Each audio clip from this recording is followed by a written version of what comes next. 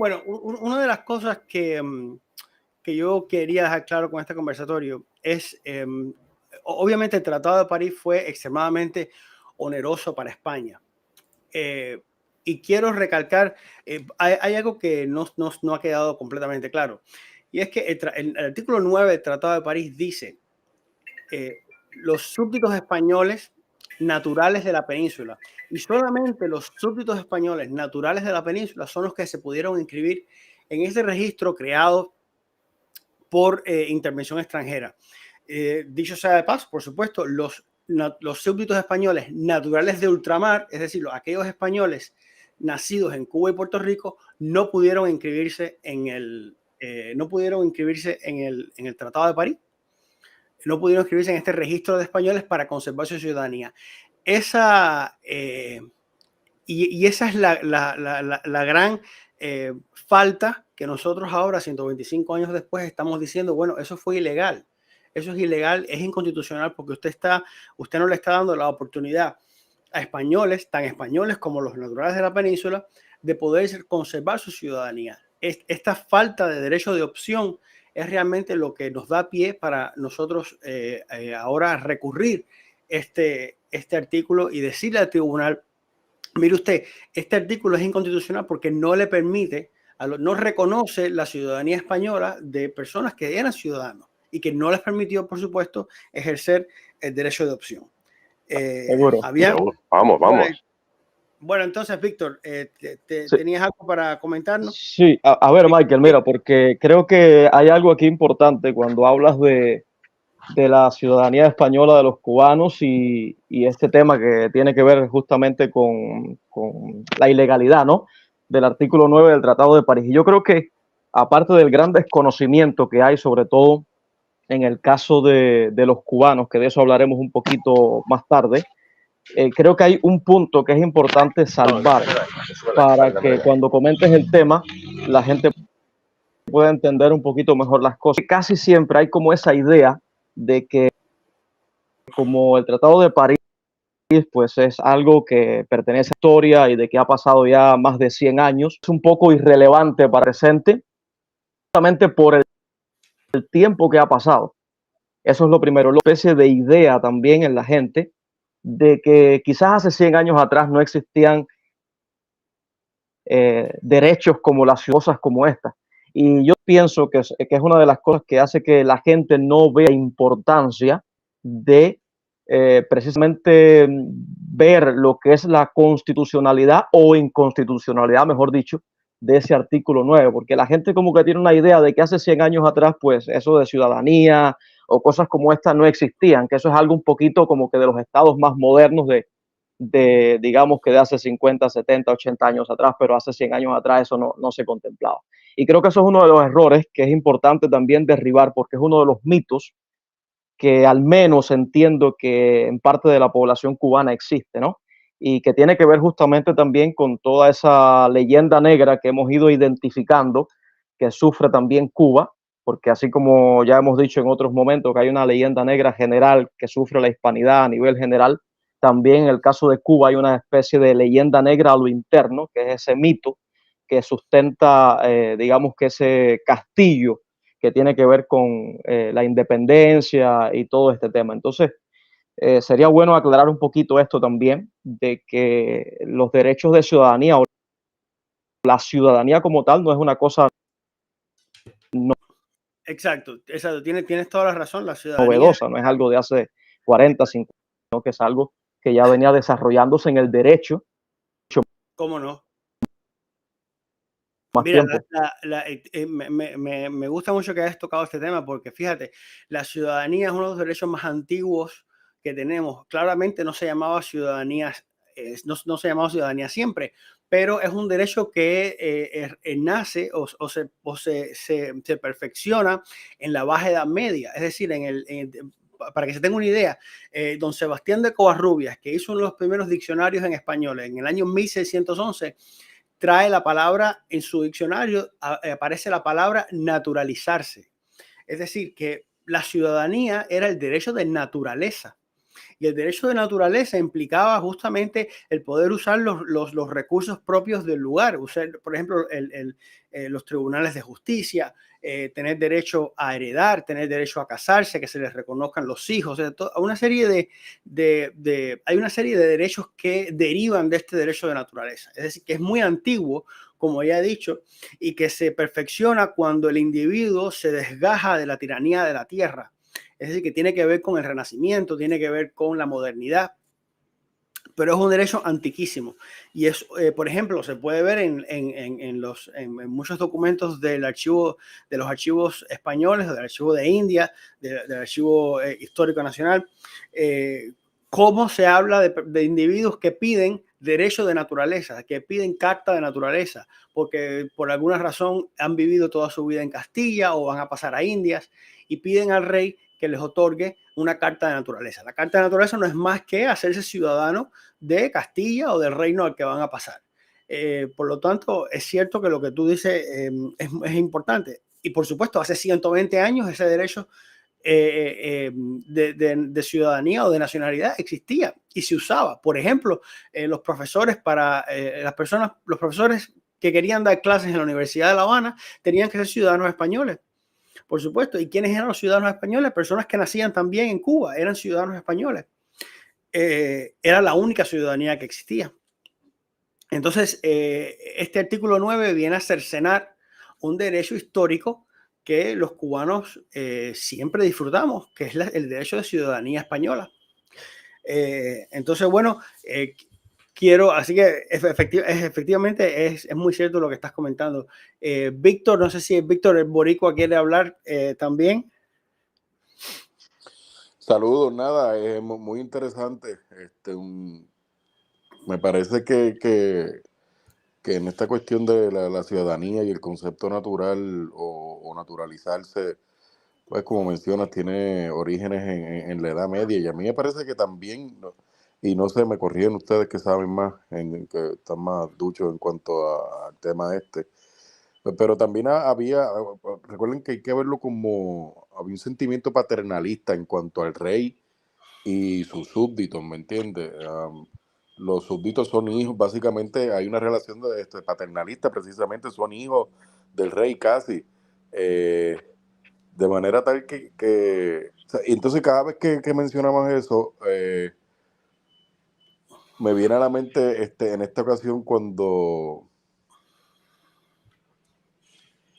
Magallanes tiene que jurar lealtad a la corona a la corona española para entonces realizar aquel viaje, que de Exacto. cierta manera me parece a mí que está renunciando a la ciudadanía portuguesa y abrazando entonces la ciudadanía española, con la cual pues logró lo que logró junto con Sebastián Elcano y demás. Nada, me parece bastante interesante. Lo que no me queda, lo que me parece que hay que aclarar es en torno al asunto de nosotros, los de ultramar. Porque si bien partimos de esa idea de que siempre fuimos súbditos del rey, súbditos de la corona, pues cuando la cuestión va madurando y va evolucionando, ya encaminándose, me parece a mí, a una percepción de un Estado ya más moderno, con el surgimiento de constituciones formalmente y demás, pues habría que ver, porque muchas veces pues no nos aplicaron por completo los mismos derechos que a los peninsulares, pero pues eso es otro asunto. Me parece que aunque es otro asunto, pues camina de la mano. Y pues todo esas desigualdades que también se van a fomentar entre los Bueno, peninsulares y los de ultramar, pues hace precisamente que dentro de la corriente reformista surja los asimilistas, aquellos que en el siglo XIX pedían que se aplicasen las mismas leyes, los mismos derechos y privilegios que a los peninsulares. claro, Pero pues una cosa no quitaba la otra, seguíamos siendo súbditos del rey, nacidos claro, en un territorio contra esa español. corriente estaban los autonomistas, ¿no? Que eran las dos grandes corrientes que existían. Pero debo recordar que, por ejemplo, la salida de Cuba y Puerto Rico del ámbito constitucional español que se produce en 1837, si eso es a lo que te estás refiriendo, tiene como antecedentes dos hechos históricos que son importantes que no se pueden dejar de mencionar. Uno es el tratado con Inglaterra que prohíbe la trata de esclavos, y otro es los sucesos de la granja de San Ildefonso, que restituye la Constitución gaditana. Entonces, con esa premisa, esos son los elementos que ocurren en España. Con esas premisas no se puede mantener a Cuba, porque las élites cubanas lo que pedían era más esclavos. Y para mantener la importación de esclavos no podían mantenerse dentro del ámbito constitucional español. Por lo tanto, son los que piden a España que saquen a Cuba de ese ámbito constitucional. Es decir, no es que... No es, los conservadores. Sí, pero no es como dicen por ahí, por ejemplo, que España privó de derechos a los cubanos en el 37. No, las propias élites cubanas pidieron que se sacara a Cuba del ámbito constitucional porque sencillamente porque estas dos cosas que ocurren, que es el tratado con Inglaterra, que lo que hace es prohibir la trata, y por otra parte que vuelve el régimen liberal. Que vuelve el régimen liberal, donde se obligan a la reina regente a que firme el tratado. Bueno, quería darle la palabra a Carlos García de Buenas noches, estoy escuchando atentamente. Bueno, lo último quería referirme sobre todo porque creo que lo demás lo corroboro todo y no quería yo añadir más porque no hay más que añadir. Lo último que a lo que refieres es por lo menos para desmitificar o aclarar lo que son las mal llamadas leyes especiales, ¿no? Me imagino. Porque no sé si una vez lo escuché de ustedes, los cubanos, bueno, sobre todo los especialistas en el tratado. Por eso quiero que me rectifiques en el momento que diga cualquier cosa que esté fuera de uso, ¿no? Las leyes especiales me baso en la Constitución de 1876. Correcto. En la que dicen que, bueno, pues aparte de que Cuba y Puerto Rico son provincias de ultramar, pero con leyes especiales, entendí una vez y quería que me profundizaras en eso para que quedara claro de que no había ningún arraigo discriminatorio con respecto a la gente peninsular, a los ciudadanos de la península. Las leyes especiales se hicieron porque los propios antillanos, cubanos y puertorriqueños españoles, pidieron de alguna forma de que se mantuviera el régimen de esclavos y como ya era prohibido de todas, establecerlo en la Constitución, pues había que disfrazarlo con el nombre de leyes especiales. ¿Puede ser así? Sí, es exactamente así. Vale. Quiero para mí que lo desgranes bien porque muchas veces dicen que los españoles o en España se hicieron leyes discriminatorias y es que no fueron en España, es que fue obligada a España. Quiero que me lo... Las propias élites cubanas le pidieron a España ese principio de especialidad, porque tenían que salir del ámbito constitucional y por eso es que España hace eso. Por otra parte, también hay que entender que en el año 30, estamos hablando de 35, año 35, 37, sí. Cuba y Puerto Rico están solas como territorio español y el resto de América se está independizando. España quiere recuperar esos terrenos. Se produce, además, o sea, España no reconoce la independencia inmediatamente de los países hispanoamericanos. El primero es México en el año 36, después Venezuela en el 45. O sea que España tiene una intención de usar a Cuba sobre todo como punta de lanza para poder seguir tratando de recuperar sus territorios perdidos. Y por lo tanto, estamos hablando de que en la defensa de San Juan de Ulúa, por ejemplo, en México, Cuba era el punto de abastecimiento de esas guarniciones. Entonces, eso obliga a que Cuba tiene que ser gobernada como plaza sitiada, porque Cuba está en guerra, porque España está en guerra. ¿Me explico? Entonces, ¿Capitanía General puede ser? ¿Capitanía General? Claro. Ah, vale. Sí, exacto, pero lo que quiero decir es que ese es el contexto en el que se da, que hay que entender también que se da en un contexto de guerra, al punto que... Sí, Michael, en lo que se conecta Alex por allí, sí. Viendo un poquito parte de lo que estaba hablando Carlos, mira, yo tengo aquí unas notas de la prensa de la época que un poquito ayudan a esclarecer todo este tema que tiene que ver también con el tema de las leyes especiales y todo al respecto, porque hay como esa idea de que los cubanos y puertorriqueños no eran tan españoles como el resto, por decirlo de alguna manera. Y yo creo que una de las mejores formas también de ver un poco cómo se manejaba este tema es cuando uno revisa un poco la prensa de la época. Y bueno, en el grupo yo he estado compartiendo un poquito acerca de diferentes periódicos y noticias de la prensa que reflejaban la visión social que había, en este caso, de los nacidos en Cuba y de los nacidos en Puerto Rico también. ¿Está por ahí, Alex? Alex, No. parece que ¿Se escucha bien cuando estoy hablando? Sí, se escucha bien. Se escucha bien. Ah, ok, perfecto. Mira, por ejemplo, aquí tengo el periódico La Gaceta Universal del 17 de noviembre de 1879. Mira lo que dice la Gaceta Universal de esa fecha. Estoy hablando 1879. Dice la Gaceta Universal: Cuba es España y los cubanos son españoles que no deben de ser confundidos como los criminales que intentan destruir una unión que no es posible romper.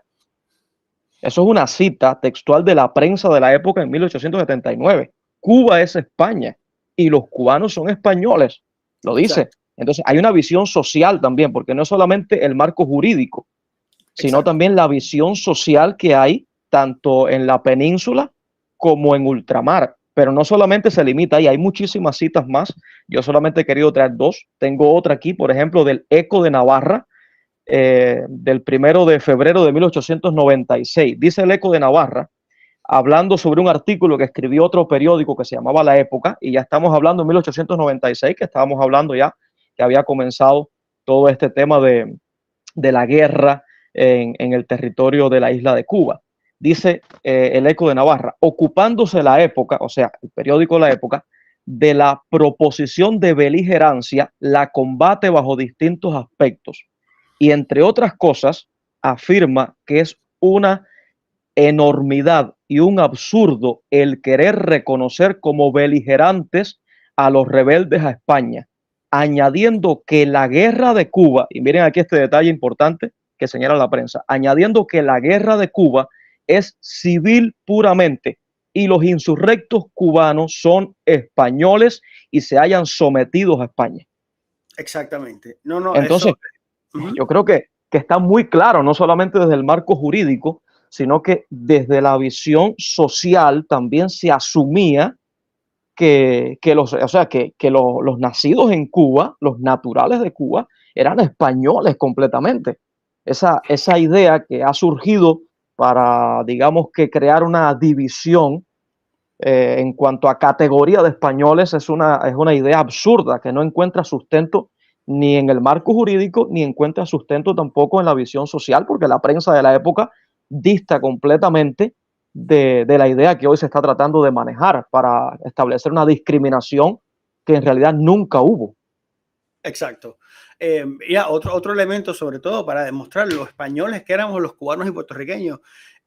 Hace unos días se estrenó el documental Hispanoamérica de López Linares, y un reconocido hispanista como Carlos Leáñez Aristimuño decía que en 1824, es decir, porque recuerda que los hispanoamericanos hacen un corte en el 24 con la batalla de Ayacucho, es decir, en ese momento ellos consideran que la relación con España se rompe, se consideran que entra en una latencia, pero fíjense qué cosa, toda Hispanoamérica cierra en el año 24, pero Cuba y Puerto Rico se mantienen un siglo más. Además de eso, no tenemos población relevante indígena, o sea, precolombina.